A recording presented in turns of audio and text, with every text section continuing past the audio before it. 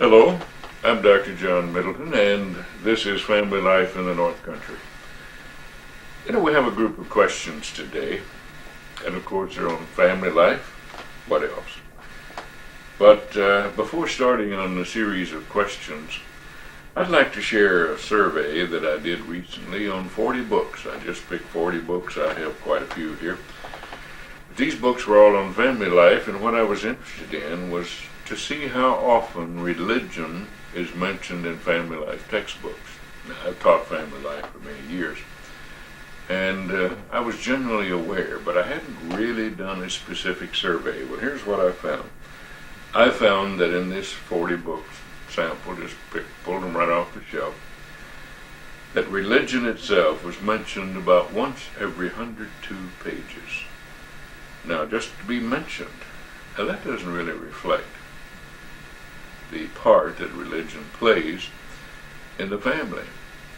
The last large poll I recall reading, done by Gallup, that 94 to 96% of the people in the United States believe in religion, and about 76% of all the marriages performed in the United States were performed under religious auspices, or in a church or synagogue, and that about 51%, slightly more than half the people, attended religious services once a week.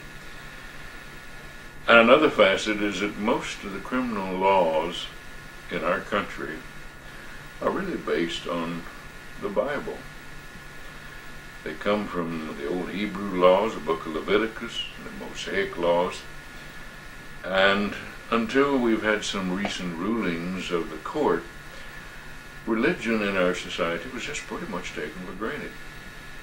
And it reminds me a little bit, reminds me a little bit of the last person I had, a client counseling with a panic disorder. This woman couldn't remember how to breathe. The more she thought about it, the more she worried about it, the more anxious she became.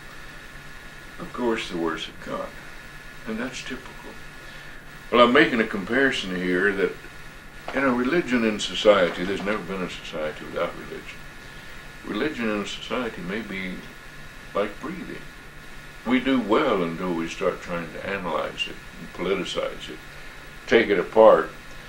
Our body functions pretty well, doesn't it? Sympathetic, parasympathetic nervous system. We have muscles that flow very smoothly, even though they are antagonistic. In other words, a muscle to raise the arm like this is counterbalanced by the muscle back here. I think our society is like that too. And right now we've had a whole series of rulings dismantling religion. Until just very recently, we have had about 3 rulings recently that seem to be putting a little more sense into it. But I thought you might be interested. Family life textbooks and what people are being taught about religion and family life is just not representative. Okay, here's the first question that comes in today. It says, Dr. Middleton, I've heard a lot about equality in marriage. The egalitarian marriages and 50-50 marriages, 50-50 relationships. How can it work when honest differences of opinions come up? Well, the man who thinks he has a 50-50 marriage just failed arithmetic, and he doesn't know very much about marriage either. Because indeed, there are differences in marriages. There has to be. It takes 2 people really to make a marriage. People need to talk about these things before they get married.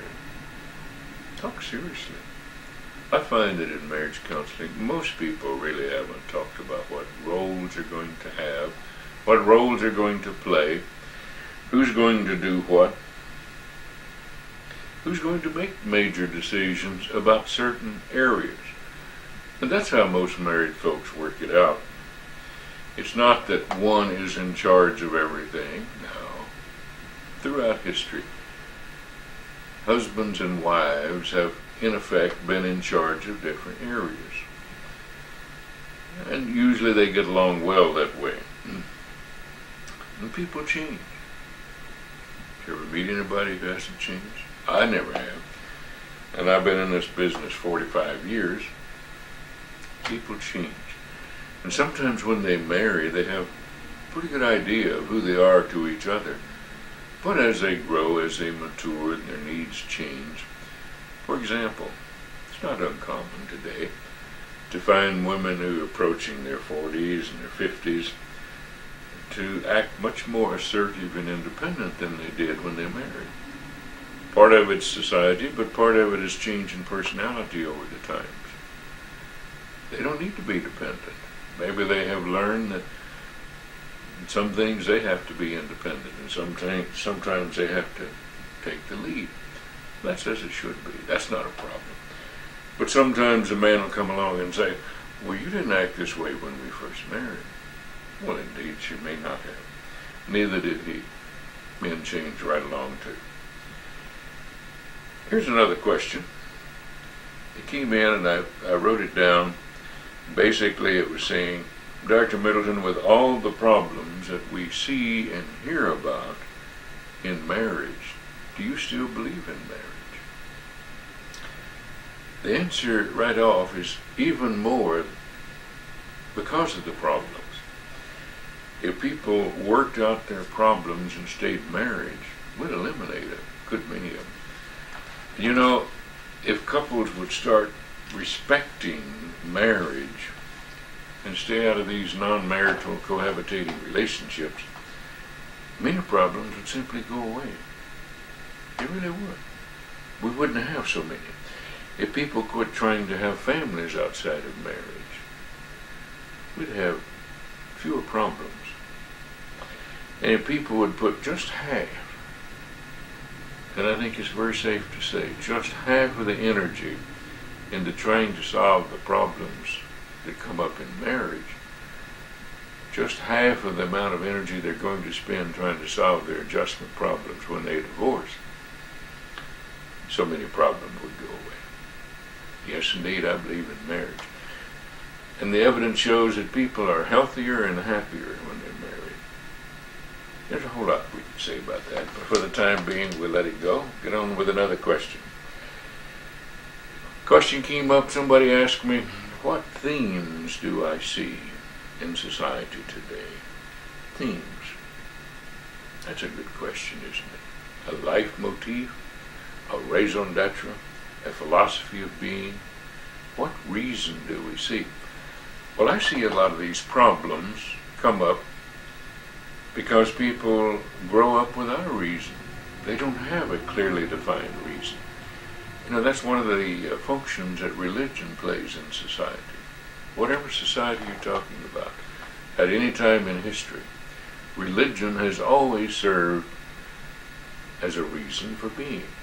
Raison d'etre, a philosophy, a life motif, a motivation for survival. Religions have served that and served it well. I'm not talking about a particular religion. I'm not talking about a denomination or a particular church building or synagogue. No, I'm talking about religion in general, whatever it may be. Today, too many young people go drifting along without a clear philosophy of life, without a clear idea of who they are and why they are. And you know what? They marry somebody who's just like them. Then they come along and say, our marriage is failing.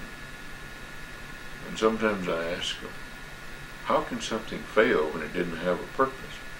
It didn't have a direction. It didn't have a plan. Sometimes people are rather taken back when I ask them before marriage, well, what is it that you want? What are you attempting to do?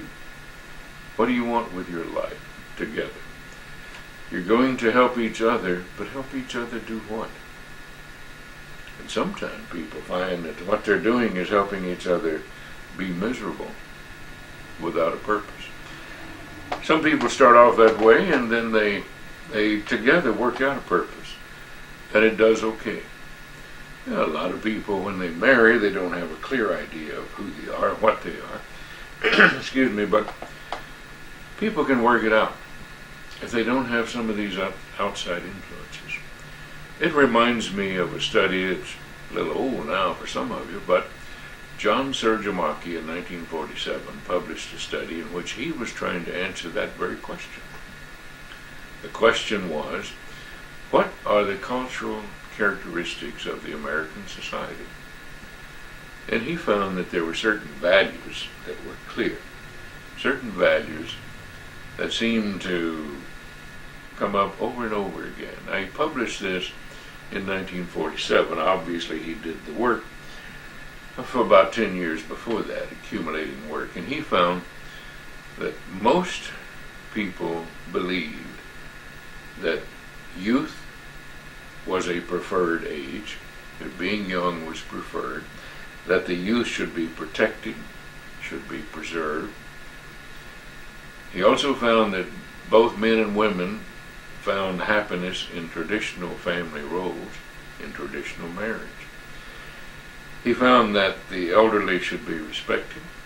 That's just what most people believe. I was observing the other day, looking at groups of students, young people with some teachers. When I say the other day, there was a summer group of teachers and students. And I was thinking how much things have changed. There was a time when it was very clear that people respected the elders, older people. And you come along and say, well, why should they? I think that's important. Society needs tradition. And that's one of the traditions. You know, respecting the elderly, of course, has been emphasized in some societies, like the Chinese, before the communist takeover. Respecting the elderly was part of their society. But it was also a tradition that was passed on for many centuries, because basically before all the fancy media that we have today, before the printing press, the elderly really functioned as a seat of wisdom. They had the accumulation of history, the traditions, the methods, the patterns of life, and they could pass it on. So there was a very clear reason why people should respect the elderly. You know, the elderly haven't changed. Just the media has changed.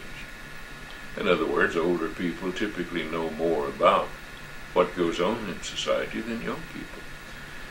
For no other reason than that they've lived it.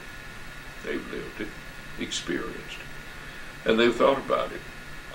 So the same things apply. But we see young people today being taught basically a pattern that says everyone is equal, and there's no question about the equal in worthiness, equality as a person. But we see people admiring other characteristics very much so. Characteristics such as sports activity, like some of the famous basketball or baseball or football stars, that people attain this fame because they have worked in practice for a very long time. They're good at it because they have been concentrating on it. But so it goes with living. Older people typically know more about living. The leitmotif in societies, the themes in societies. Our society needs tradition. Think of it, the statues you see in parks, places, the memorials, the legends that we see evidence of symbols and letterheads, we see carvings and paintings depicting famous events of the past and famous people. Our society and all societies need to be tied in with the past. Because if we don't know the past, as somebody said, we are destined to repeat the mistakes of the past. We have to learn from the past to do a good job. All of these are rather significant. Here's another question that still pertains to marriage. Have I ever seen a perfect marriage? Of course, we'll have perfect marriages just as soon as we have perfect people. Here's another question. Should people who are having difficulty during the time of their engagement, who break up and get back together, shouldn't they just call it quits? Well, I'm inclined to agree with the question's implication, because indeed it tends to repeat. I find in marriage counseling, most of the problems that come up also came up with these same people before they marry. But most people are very serious when they marry. They intend to do a good job. They intend to marry the very best person they can. And sometimes all they need is a little help, a little understanding, a little acceptance. And I think most people, if they'll give themselves a little time, can work out their problems. Just because people have problems in marriage doesn't mean you ought to throw the marriage away. You're going to have problems regardless. But maybe that's something we'll take up at another time. Until another time, this is Dr. John Middleton, Family Life in the North Country. Have a good day.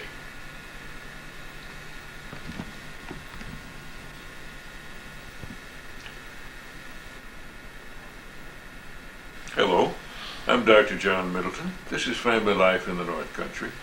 And we get right into questions that we had, some of them left over from last time. One of them had to do with recent publicity about a lot of pedophilia. The questioner had to do with, what do I think about them? What should people do about pedophilia, sometimes called pedophilia, or pedophiles? Well, I think the best thing to do is to be very straightforward. Be candid. There are a lot of social problems that the quicker we get at them, the easier it is on everybody. And I think that particular problem is one of these. If we can encourage people to talk about it, to blow the whistle, the children who are involved, instead of letting it go on, and sometimes they're very sad situations. If people would be willing and have the courage to follow through on it, I think the quicker it would solve the problems. Too often, this becomes a habit. I worked for years in mental hospitals where people with this problem sometimes were sent for no particular reason, except that society didn't know what else to do with them. Not quite sure it's an illness, not quite sure it's a disease, not quite sure it belongs in anything except the criminal basket. But quick response, that's my recommendation. Here's another one. It says a while back you talked about education, and don't you agree that our children should have self-esteem? Well, I'm not sure what the question pertains to what I was talking about, but a lot of education today is focusing on getting children to feel better about themselves. Of course I want children to feel better about themselves. But there's a problem. Self-esteem isn't the only thing that people should have as a motivating force. What we're seeing sometimes is children who are failing in school and failing in life, failing in all sorts of ways. And somebody comes along and says you should feel good about yourself. Well, that's true. But also we need something to be proud of. Kind of like I said on a previous program, that maybe some things work better if we don't try to fix it. What do we need to feel proud of? How about accomplishing something? Self-esteem should be based on the fact that each of us has an inherent worthiness. Now that's my philosophy, it doesn't have to be yours. But I've seen that, I believe it strongly. And it's up to the individual to find out where that worthiness comes from. But self-concept is also knowing what you can do and what you can't do. For example, I know that I can't win very many 100-yard dashes these days. I may beat some people, probably the majority can outrun me now. Well, that's self-concept. In other words, I know my limitations. That doesn't mean that I have a poor opinion of myself. And I think we have to look at the self-esteem in education rather realistically. It should be based on the value of the person. And what we're seeing is some of the same people who are promoting self-esteem are not valuing the children. Now you may think, well, that guy's nuts. Where's that come from? Now think about it. Isn't it strange that children are not being valued if they're not convenient? That's right. That very child that will grow up and go to school, and somebody wants a child to feel that he should feel good about himself, wants a child to feel that, may not be valued at home. The single parenting tells children that children aren't the first priority. The broken families, the broken marriages, tells children that they're not very important. We see the divorce rates and the non-marital relationships. These things tell children that children aren't very important. We want children to have self-esteem, to value themselves, but we have an official policy in this society that says every child should be wanted, and if it isn't wanted, destroy it. Kind of strange, isn't it? We'll turn around, though, and say the child who escapes that sort of thing should feel good about himself. Well, part of our feeling good about ourselves is being respected and cared for by the people around us. In other words, the parent who values the child sets the stage for the child valuing self. But the parent who doesn't value the child sets the stage for the child not valuing self. It sounds almost too simple, doesn't it? But it certainly works that way. Every child should be a wanted child. We hear that sometimes. Well, I certainly hope so. But the other statement that goes along with it, particularly by one of the agencies that uses that slogan, is if it isn't wanted, abort it, try another time when it is wanted. If the timing or financial resources or whatever it may be isn't right, then do away with the child. No, life itself is a very basic value, and I think it's basic in self-esteem. We need to respect that. And I think that's inherent in trying to get people to feel good about themselves. You know, we have set up a society that is now on procedural ethics rather than substantive ethics. Now, what am I talking about? I'm talking about if we follow the right procedures in arriving at something, then what we arrive at is supposed to be good. Whether or not there's any particular value in the basic goal. Procedural ethics. We see that often. We see that if you don't follow the right rules, you're going to have difficulty in court. The legislative bodies in every state, every county. If people don't follow the right rules, then whatever they're talking about is not as important. We're set up to follow the right procedures. Procedural ethics. It used to be that there was a very strong belief in our society that certain things had value simply because they existed. One of them was life itself. Procedural ethics. Do I have the courage to say the king doesn't have any clothes on? I don't have the courage not to. To me, it takes more courage to falsify what I'm observing than to talk about it. And I think we need to look seriously about substantive ethics. Get back to some core values to recognize that, yes, there are certain things in our life, in our society, that are valuable in and of themselves, worth defending. And procedures, certainly, there are procedures which are appropriate, but procedures should not take precedent over a real value itself. Substantive ethics. That's what's important. I think it'd be a lot easier with children today if we were to go back to teaching some of these substantive values, things that have value in themselves. Well, let's go to another question. Is it true that there are fewer marriages today? Yes. Recent research shows that in 1970, 72% of all the people over age 18 in the United States were married. Today, that's dropped 11%. quite a significant drop. And in the blacks,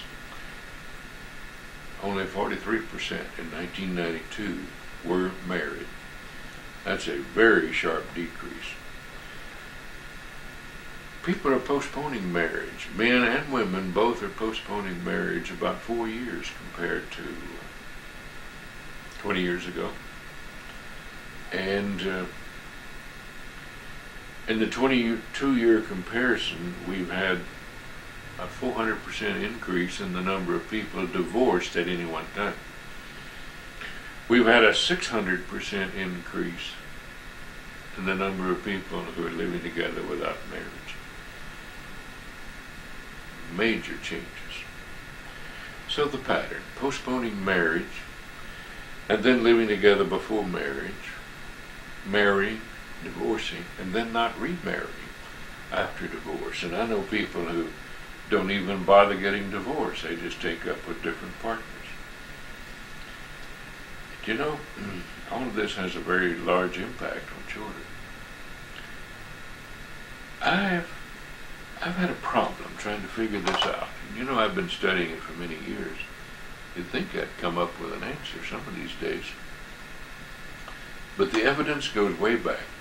In fact, in 1972, Robert O. Blood, who's a sociologist, quite a researcher, he found the evidence, based on studies before that time, of course, that people who lived together before marriage compared to those who later married, who didn't live together. There was two groups. One were cohabitators before marriage, one wasn't.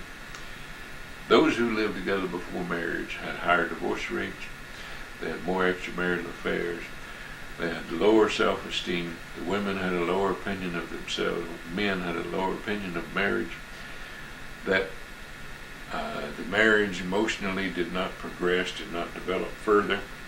They were also cut off more from their family and from religions. Now, that's 22 years ago, roughly. Research, textbooks take a long time to get published. Now, a brand new study by Jan E. Stetz, a sociologist, studied 9,600 homes. That's a pretty good number. And here's what she found. The people who were cohabitators before marriage had poor relationships, were less stable. There was less agreement between the spouses. There was a reduction in the amount of time the couples spend together. They were weaker and less beneficial relationships, less healthy relationships. Another study by Axon and Thornton also showed that mothers who don't believe in cohabitation, some of you are old enough to remember they used to be called shacking up, their daughters didn't believe in cohabitation. In other words, the mothers who expressed themselves and said no, or that that's not the thing to do, their daughters tended to follow them. You know, a lot of people today say that children don't follow the parents' advice. I never have agreed with that. I have a hard time trying to figure out why more and more people don't really recognize the facts. All the research evidence points to the negative results of non-marital, premarital cohabitation. I haven't seen any studies that really come out and say, it's good for people. They learn how to get along with each other. They learn how to relate better. Now the evidence seems quite the other way around. But maybe it's like smoking in a way. There's no evidence that smoking is healthy for anybody, and yet a lot of people continue, don't they? A lot of people. If some of you have different opinions about this sort of thing, of cohabitating, non-marital cohabitation, and can show me the evidence, come up with the evidence that is good in the long run for people, I'd certainly be interested in it. Until another time, this is Dr. John Middleton. Have a good day.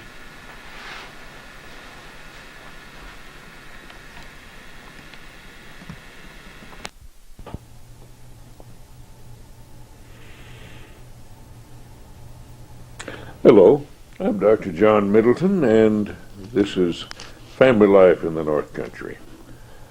You know, each year at Christmas time, Most people have especially warm feeling. They look forward to it. We see it all around us.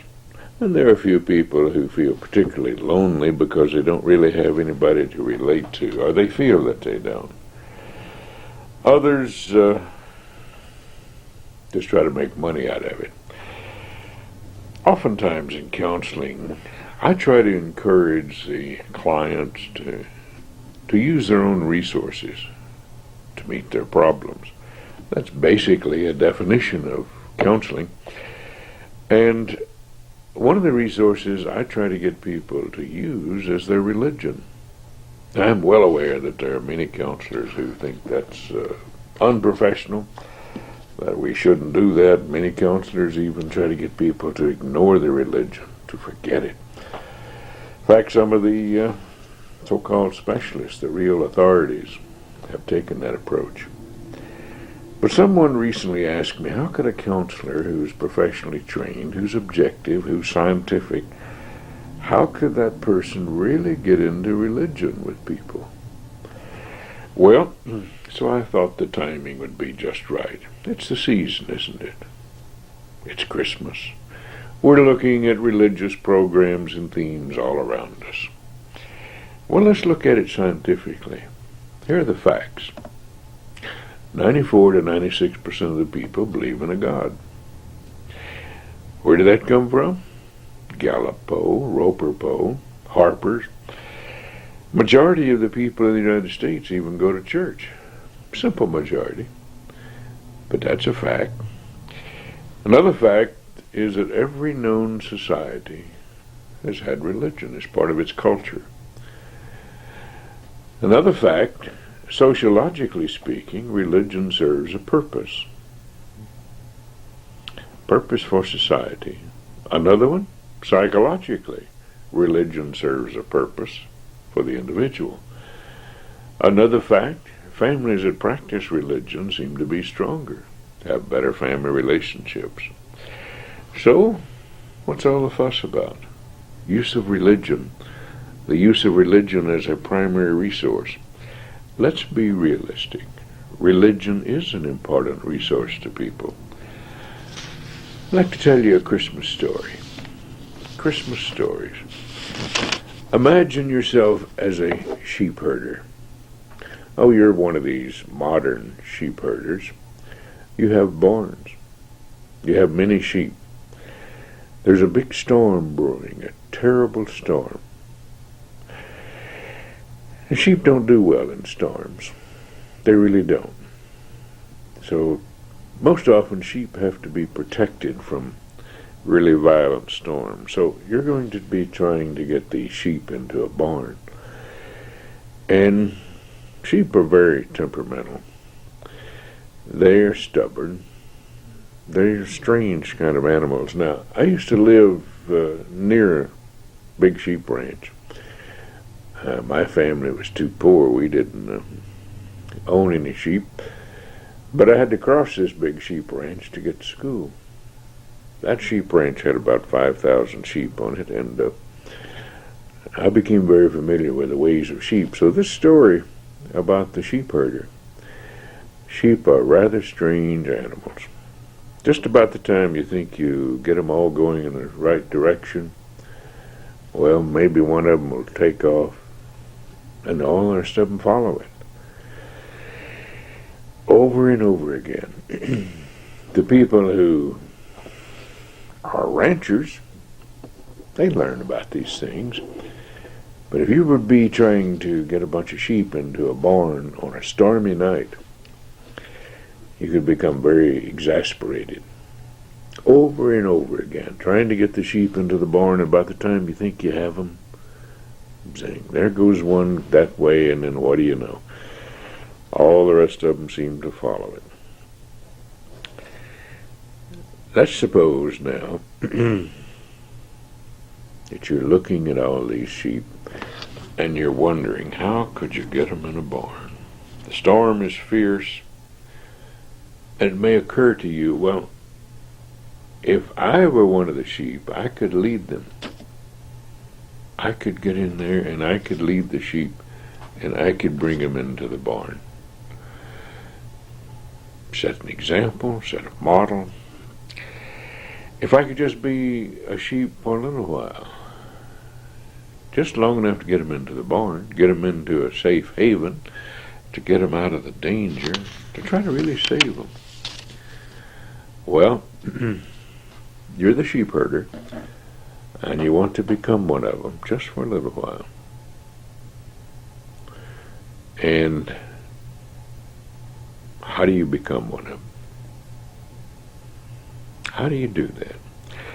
Well, in the Christmas story, that's a big question.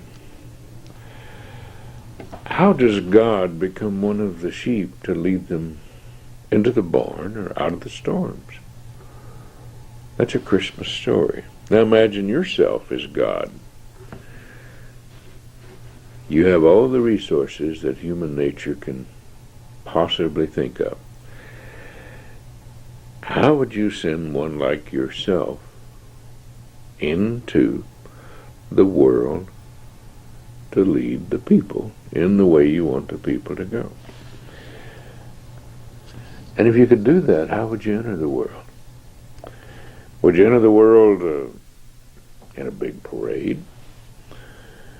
A festive occasion? How would you dress? I've asked high school students this question and had them work on it, and how would they organize the occasion? And it's been very interesting, because some of them organize them very well. They get parking lots, and they get buses, and they get banquet halls set up. They prepare food. They do all sorts of things. Fine clothes. The Christmas story I'm telling you about, though, God chose the pattern to send his son. Chose his son into the world to lead the people. And he chose his son to go into the world how? Do you remember the Christmas story? He chose his son to come into the world as an unborn child. An unborn child that was to be called Jesus. Now, this unborn child received no special treatment. There wasn't big fanfare, hoopla, so to speak. The story has it that the circumstances were rather familiar to people at the time. Now, an unwed teenager became pregnant. Yeah, that was kind of sad circumstance. This unwed teenager, Jewish girl, was engaged to a carpenter, a rather poor one. He didn't have a home. They didn't even have a house. The pregnancy itself was rather ordinary, except for the conception. The conception was by a special touch of God.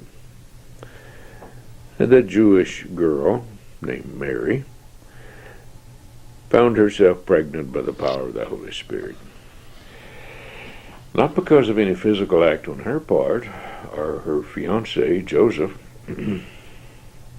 Well, this little unborn child started influencing people while still unborn. You know, the Christmas story has it, and we've heard it over and over again for years, that indeed the unborn child had an impact. God doesn't seem to have any problems with unborn children having the power to influence others. Well, that's been going on, as far as we know, since the beginning of time. You can watch any couple that just finds themselves newly pregnant, their first child, and you watch the impact. Well, word got out that there was indeed to be a special child born, a child who would have great influence, so much so that it seemed to threaten some kings and kingdoms. So what do kings do when they're threatened? Most kings usually try to eliminate the threats, don't they? To kill the child was the order of the day. To kill the child. Sounds rather modern, doesn't it? Child gets in your way, eliminate it. The Christmas story, that was a story of an unborn child, fashioned by God to come into the world, to lead God's people out of danger, out of the storms and into a safe haven. The trials and ordeals of that child's earthly parents, trying to protect it and to provide for it, doing their best, doing whatever is necessary, going wherever they had to go to do that. That's the story of most parents, over and over again. Christmas story is a story about an unborn child that could have had banquets and parades and all sorts of festivities. It could have had armies and all the grandeur humanly imaginable. It could have had all that. But this child was born in a stable. Excuse me. Was placed in a manger. In sort of a lean-to type barn. Not even a barn that was perhaps really protected from the weather. But those things are symbols of the Christmas story, and they're all around us right now, aren't they? Christmas story of about a baby ministering and starting its mission, influencing the world.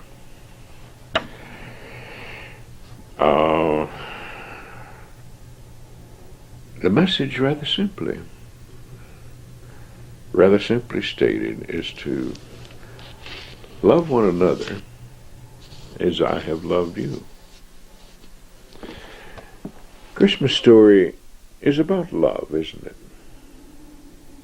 What kind of love? Well, first it's the love of God. It's a story about this youngster, teenager, this girl and her fiancé, each individually, in a way, being tested. That's part of the story. Because of their love for God as they understood God, they were willing to accept this. It's a story about the love of these two people who, one assuming a foster parent role, and the other, the young pregnant mother, assuming responsibilities and going through all sorts of hardships. I can't imagine, as I have seen it, and it's so stated so many times. I've seen it in symbols and movies and pictures. The pregnant youngster riding a donkey. But they were willing to undergo and to suffer, to try to protect the child, to take the child where it was necessary. An unborn child,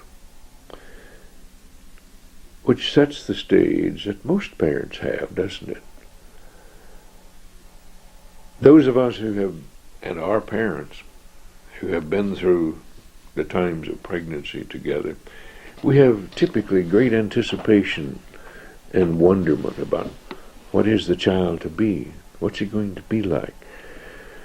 And we get into such things as eye color and hair color and who's it going to look like, and of course what gender is it going to be. Well, modern science perhaps takes out some of those surprises, but these parents had the same things. And they traveled, and they tried to find a place. And as you know, they took rest, not in a fancy hotel, not in a fancy motorhome or anything like that, but sort of a lean-to barn. And this baby, Jesus, then, was born there, and he'd already had an influence. He had already set the stage. He'd already had people relating to him. And the story is, without armies or parades or great kingdoms, a little baby, born to Mary, a virgin, not quite 2,000 years ago. And this little baby and the symbols are seen all around us this time of year, particularly. All around us. And Jesus, the Christ child, is saying to all, to become part of my kingdom, love one another as I have loved you. The story of Christmas from an old sheep herder's standpoint. Merry Christmas.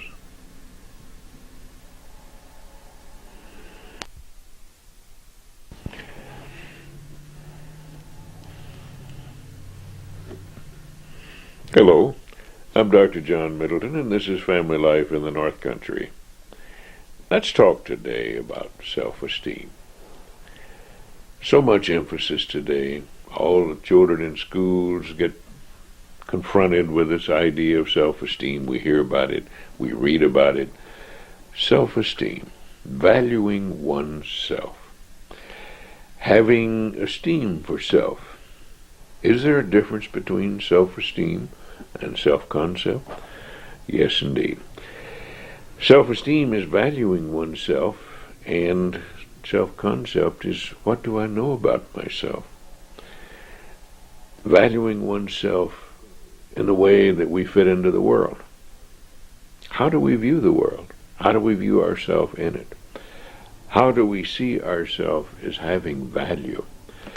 Value to the world and value to ourselves. And if we don't value ourselves, we may not value the world. We have a basic need for self-esteem. We have a need to explain ourselves to the world and the world to ourselves. It's part of self-preservation. As a model for others, as a way of realizing happiness, to be productive in our own ways. Why and how do we value ourselves? We have a basic philosophical need, raison d'etre, reason for being. Yes, and we're all able to value ourselves in some way, some theme, some plan, some scheme, some rationale. Self-esteem is contagious.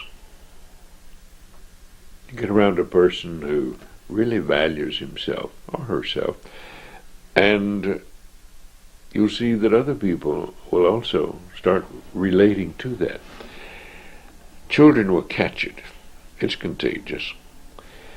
And it's airborne. It goes by words. It's contagious through touch and through the feel,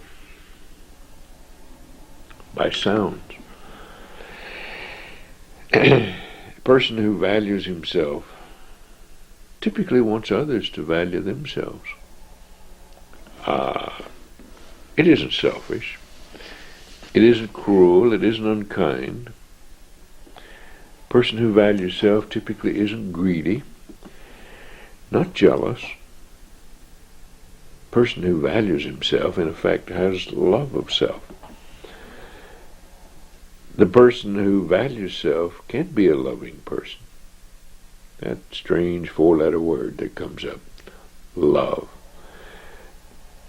Love has some strange characteristics, doesn't it? And the more you try to give it away, the more it grows. Try to share it, and what do you know? It keeps building and bonding to itself. Try to help someone find love, and it spreads. It just starts proliferating. Set an example of love for others, and they start trying to imitate it. Love radiates. And strangely enough, It's even passed on from one generation to the next. You know, when you get to be as old and ugly as I am, you see that sort of thing. See, now I said I was old and ugly, but that doesn't mean I don't value myself. I weigh 230 pounds, and I don't have much hair, and my face has been looking at the world for quite a few decades now. And it shows it, but that doesn't tell you, you see, how I value myself on the inside. That just shows you what you see. But love is peculiar, isn't it? It's peculiar, and I don't really pretend to understand it. No, I don't. I've studied it a lot, but I try to help others to find it and to share it. Love seems to be part of self-esteem, or self-esteem, more appropriately, is part of love. Because you can't really love without valuing yourself. If you don't have love, you can't give it. If you don't have it, you can't share it. Poor self-esteem really leads to a lot of things. Rudeness, selfishness, greed, anger, jealousy, fear, anxieties, depressions, irritable, mean, yes, or withdrawn, shy, uncreative, and dull. Now these are the behaviors that people seem to show when they don't feel self-esteem. If they don't feel that they really have value in themselves. So someone asked, in fact I've had many people ask the question, what do I have to feel good about? I had someone sitting right there behind the camera, almost, same place, just 2 days ago, ask that very question. What do I have possibly in my life to feel good about? And the question answers itself. You ask, you wonder, you're somebody. Or you could not have asked, or you couldn't have wondered. Now you have life, not of your own choosing, not of your own doing, but as a gift of a greater being, a higher power, a greater power than yourself. You have life, but you can't give life to another. You have a basic worthiness, perhaps not recognized in yourself. That worthiness comes from the one who gave you life, and all the resources to keep that life operational for, say, an average of 76 years from the time of conception. 76 years from birth is about the average life expectancy today. I said conception, but it's really from birth. And if you don't believe in miracles, because you haven't seen any, go back to the mirror and take another look. Look on the image there in that mirror and try to explain it in any other way. Don't be afraid to look. Don't be afraid to accept the facts. Those with low self-esteem tend to be blind to the goodness in others. They're blind to their own value. They tend to be deaf to the music of life. They tend to be unable to taste the sweetness of life or to feel the touch of a kindred soul. Hey, now there's another 4-letter word, soul. Soul? What is that? What is the meaning of soul? To some it means the immortal being. To some it means the essence of life. You know, when I started studying psychology, it meant the study of the soul. That's what the word psychology is derived from. To some, the word soul means only a word used by idealists or romanticists, or religious kooks who don't really know what the world is all about. To others it means, and the large majority of the people seem to be in this camp, it's the spiritual part of humanity awarded and infused by God at the time of conception. I've used the word soul in a lot of counseling. I've used the word soul in reference to worthiness. See, a person who has self-esteem feels worthy. And worthiness is part of the being. And if for a moment we can think about it, and to use your own religious backgrounds and your own readings and studies and thoughts, more people do more thinking than they do reading about the subject. But let's say that everybody has a soul for the time being. Let's just assume that. But all the souls are equal. And whatever made a soul didn't make any first class, second class, third class. He made them all the same. It's a strange kind of thing. We're all different in many ways. We have different talents. We have different skills. We have different abilities. But let's assume for the moment that we have a soul, but our souls aren't different. They're all the same. We all have equal worthiness. We can't give it to somebody else. We can't give our worthiness to somebody else. We actually have it, and nobody can take it away from us. Your parents can't take it away from you. Your spouse can't take it away from you. Your children can't take it away from you.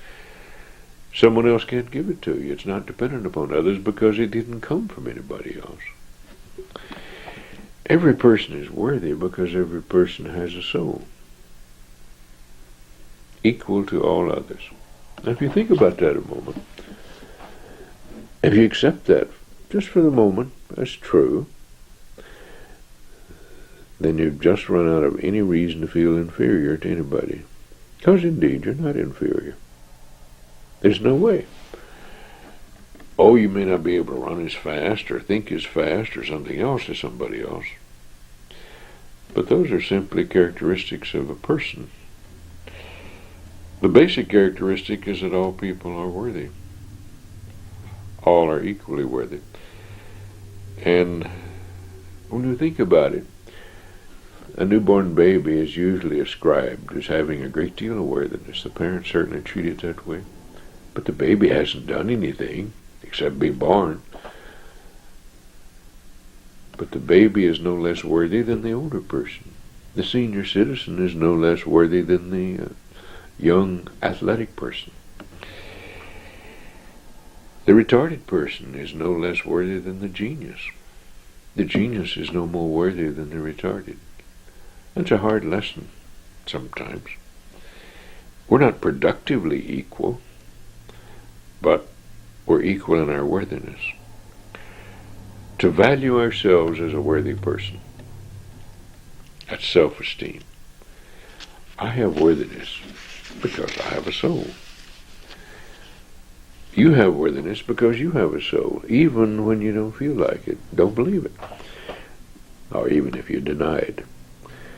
And we've seen it over and over again for years, that the people, even who deny it, still want to believe in self-esteem, and they cry when they don't have it. And to be around someone who believes in them and believes in the worthiness of their being is usually therapeutic. It usually helps a person. Even if that person doesn't have any particular skills, counseling or professional skills. The worthiness of a person is so often the expression of love. It's expressed as love. To love a child, it will learn self-esteem. It will learn how to love and to be loved. To love the other parent is to show a child what it really is. I've often said that the best example that a father can give is to love the children's mother and to show the children that he loves them. Children learn to reciprocate love. They learn to accept it and to believe in themselves. If they're treated as worthy, they certainly learn to believe in themselves. Don't we all? Certainly there are people who've been reared in unloving environments, people who've been reared by and with parents who had low self-esteem, who took care of the biological necessities, who cared for children.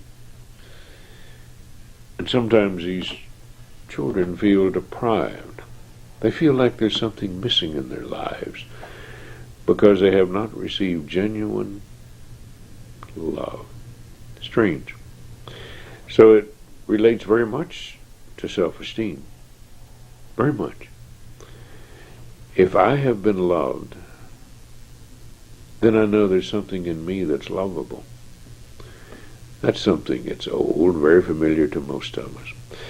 But if I have been treated as not lovable, and no one loves me, then I, as a child, would question, is there anything about me that's lovable? And I might start questioning.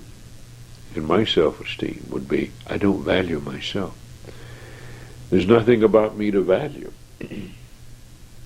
I start making up excuses, reacting. I might feel cheated, that the world has been cheating me and everything around me has been cheating me, and I may want to make up for it. Well, love has its rules too, and self-esteem has rules. It helps if we indeed use our talents and skills, in whatever way we have, in whatever numbers we have, to help us feel good about ourselves. Love has rules. Without rules, it's strange. Something as valuable as love may seem strange to say it has rules, but there have been many philosophers who've written about this. That yes, compliance, setting the rules, setting the limits, and loving in a proper way. What is proper? A moral way, licit way, an acceptable way. Can we be loving and be of self-esteem and not be willing to forgive others? No. If we're loving and we care about ourselves, then we're also willing and able to help others. And sometimes the best way we can help others, and this is about the New Year season,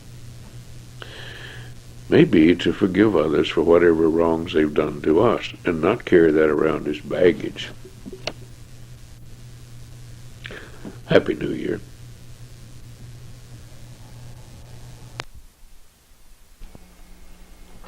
Hello, I'm Dr. John Middleton. This is Family Life in the North Country. You know, after the program last time, somebody asked me, do you believe in Santa Claus? Since you're always talking about curing the problems and correcting things. Matter of fact, I do believe in Santa Claus. You know what? If enough people in society believe in something, it becomes true. There's even a word for that. It's called reification. If enough people believe in something and act as if it's true, it becomes true for those people. Yes, I think most social problems can be cured. Happy to say that I've seen some cures taking place, small scale. Isolated instances, we have a few problems. I have a few questions today.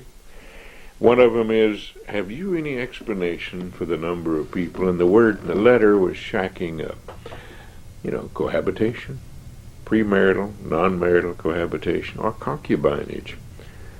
People live in a concubinage relationship.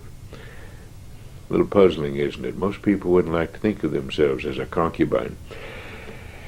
But the answer is, I think I do. No, the answer is, I know I do, and I think my answer is correct. That'd be a better way of putting it.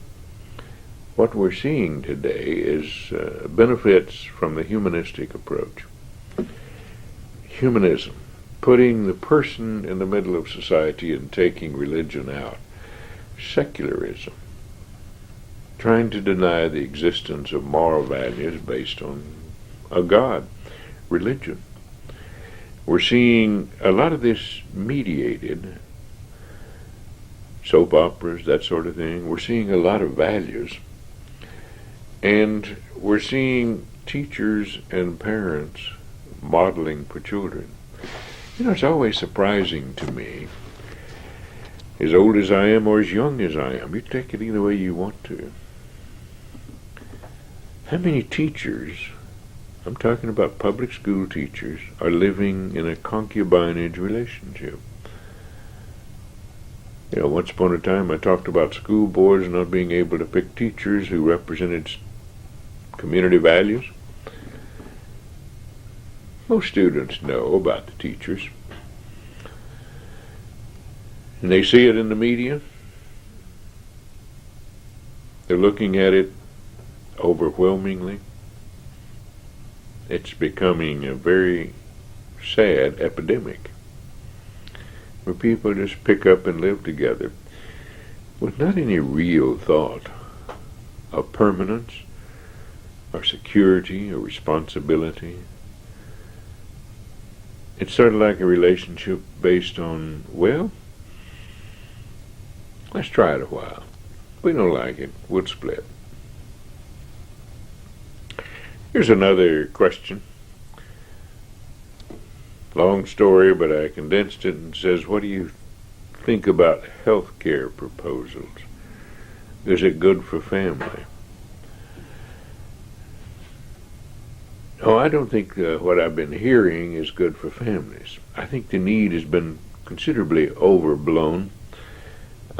Propaganda, for example, 37% of the people without any definitive health care at any one time. I don't think that's honest. I don't think it's realistic. It may be that 37% of the people have no definitive health insurance, but that does not mean they do not have health care available. That's quite something else.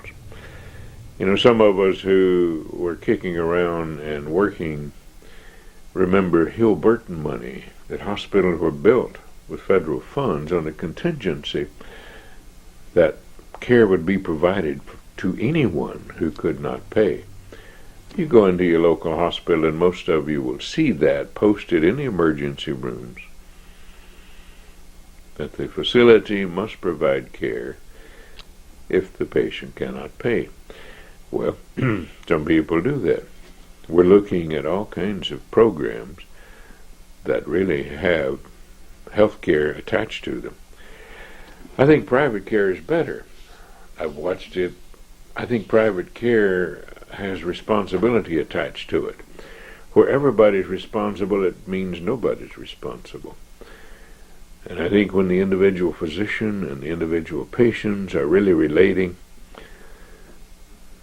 I think that's good care in the long run. I know that the insurance industry is making a bundle of money. Oh, I see the things about certain companies are in the red, but they're in the red how? When you look at some of the salaries and you look at some of the people being paid for their executives, their top administrative people, they're in the red because maybe somebody's receiving $1 million a year salary. The so-called non-profit organization may be paying some very high wages. I think the proposed health care is going to benefit the insurance industry a great deal, and that's basically what they're working on. These companies aren't going to get together and work on it unless they can see a profit. Rationing care by government edict as to who is eligible for care, that has some sad overtones, shades of Nazism, shades of proposals that have been made off and on for a long time. The retarded, the elderly, the handicapped, people whose meaningfulness to society can be questioned on the basis of quality of life. You see, I guarantee you that the quality of my life is not the same as yours. And I may not even like your life, and you may not like mine. But I respect your right to live your life. And as long as it doesn't interfere with the laws, I'll even protect your right to live the way you want to. And I would hope you do the same.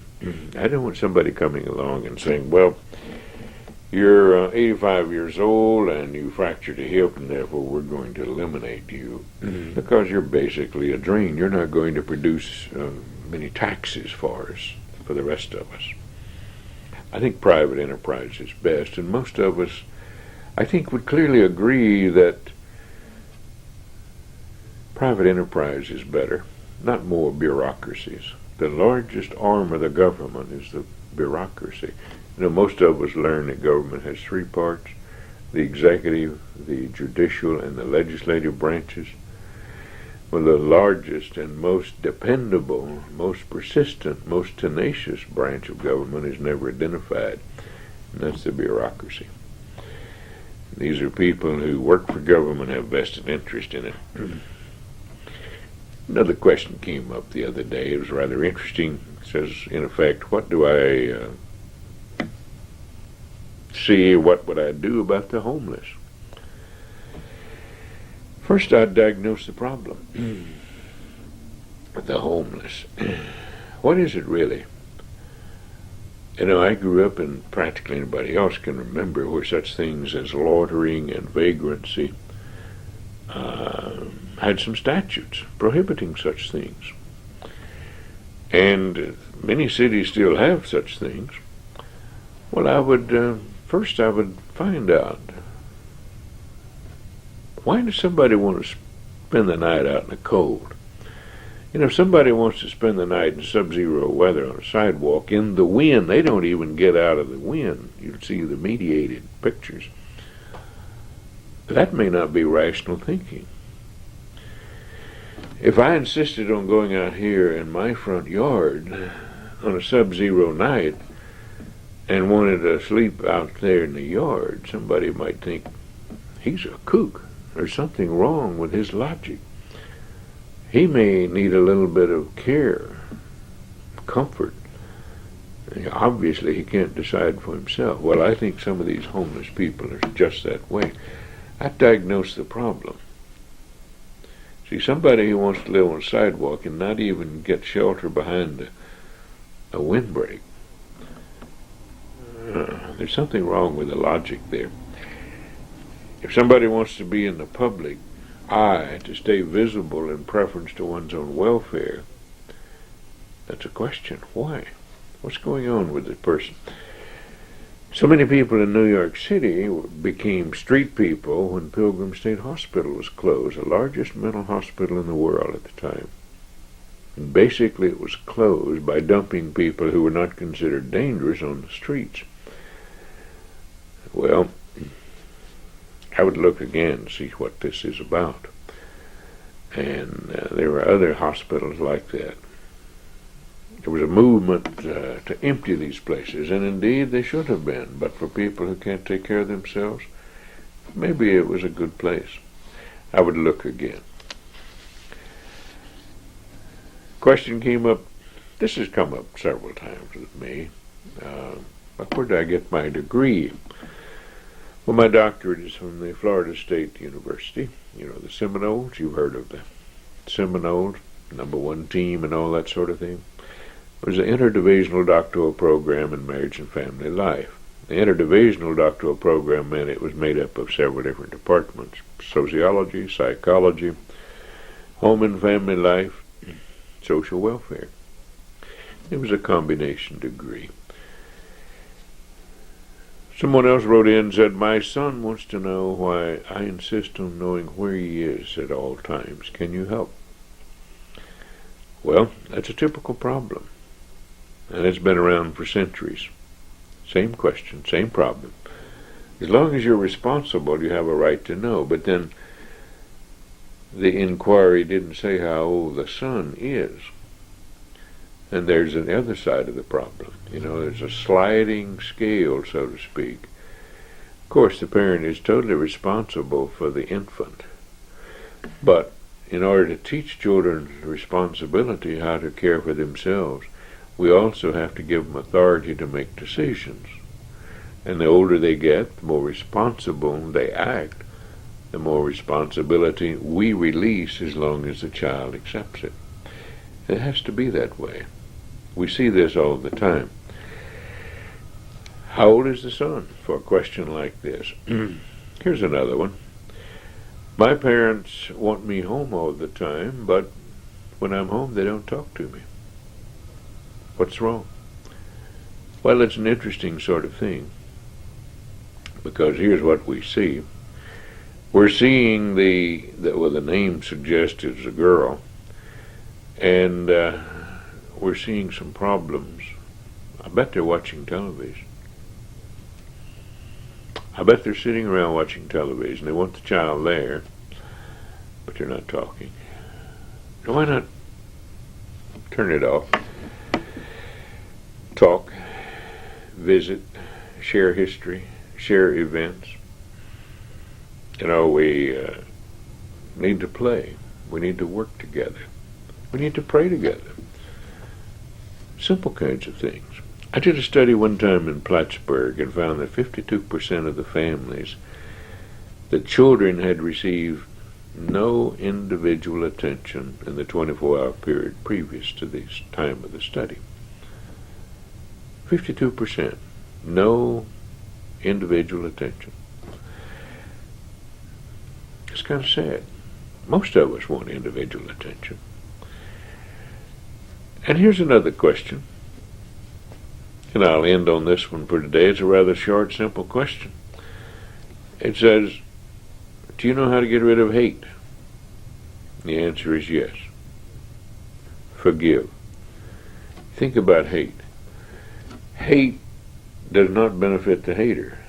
Hate costs the one who's doing the hating. The hatee, so to speak, may not even care. But the one who's going around carrying the hatred, it's a very heavy burden. It's fatiguing. It's confining. It's constricting. It doesn't allow us to be free. Yes, hate's a very awesome burden for people to carry around. And the quicker we can learn to get rid of it, and the easiest way to get rid of it, think about it. Forgive the person. Are you big enough to forgive somebody who's done you wrong? Most of the time, people say yes. But they don't want to say yes at first. They have to think about it a while. If you think about it as costing you, not the real person who you're hating. It's a big job. Until another time, this is Dr. John Middleton. Let me know what your views are. Have a good day.